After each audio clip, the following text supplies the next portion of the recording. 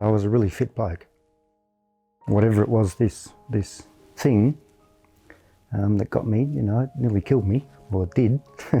The wonderful doctors, they brought me back to life a few times.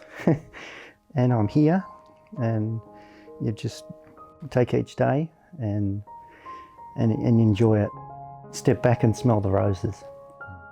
2019, Eastern Health partnered with the Blue Ribbon Foundation and other community partners to develop the Critical Circulatory Support Service. As part of that service, the intention was to provide emergency heart-lung bypass to the most critically ill patients. Craig was a fit and healthy 50-year-old, in fact had just recently competed in a triathlon only a few weeks before becoming really critically unwell with pneumonia, and presented to Eastern Health, and it was very clear that he was critically ill. We admitted him to the intensive care unit straight away from the emergency department, supported him for a few days before, despite all of the usual treatments for pneumonia, he deteriorated and needed to go on the life support breathing machine. Yeah, I remember being told by the doctors that I was going to be put into an induced coma and put on a ventilator. I resisted it, being stubborn and she'll be right, mate. I resisted for as long as I could, but in the end they said, sorry, you're going on a ventilator. I was pretty petrified, thinking, if you go into a coma, what if I don't wake up?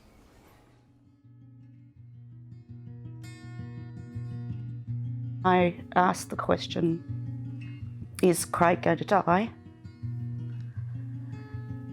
And they said, we can't guarantee anything. So I just sort of got on with the job. A lot of self-talk. It's just be calm, focus on Craig, trust the team,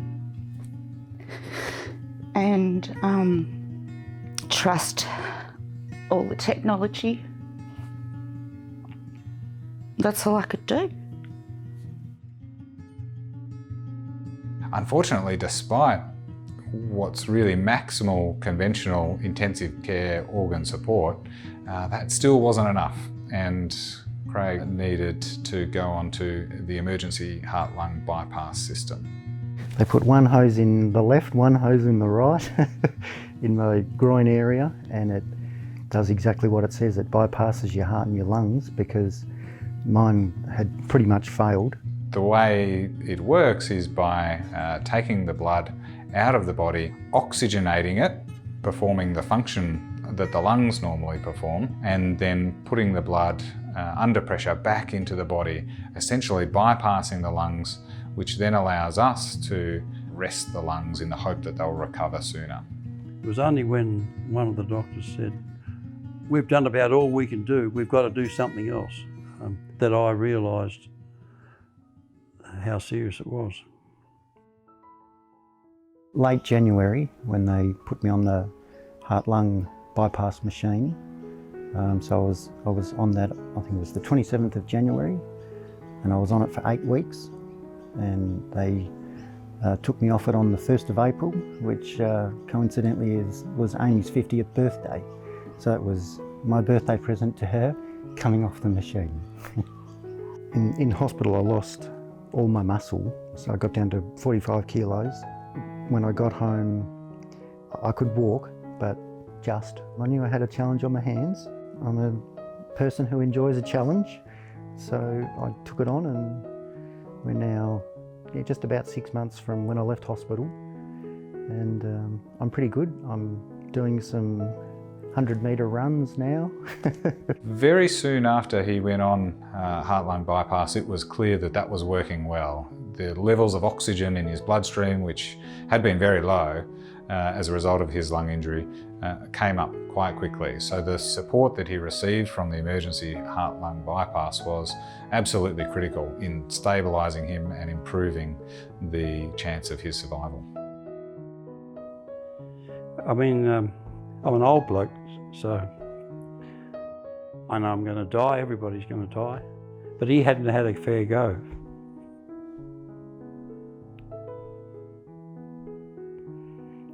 And he's so fit and so good and such a beautiful person. For him to have died at 51 would have been an absolute tragedy, so he can live to be 100 now. I'd love to say thank you very much and with enormous gratitude to the entire community and to the Blue Ribbon Foundation. They performed a life-saving operation on Craig. I'm just so grateful that, you know, he's alive. To the Blue Ribbon Foundation, we at Eastern Health are so grateful for the partnership that we have enjoyed over the last few years to develop something really incredible for the community.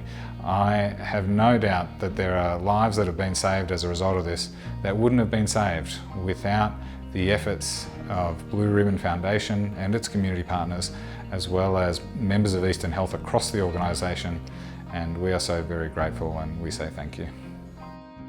Fundraising from the community for Blue Ribbon, every donor saved my life. Without that community support, I wouldn't be here. So, for anyone who's ever given, I'd say thank you.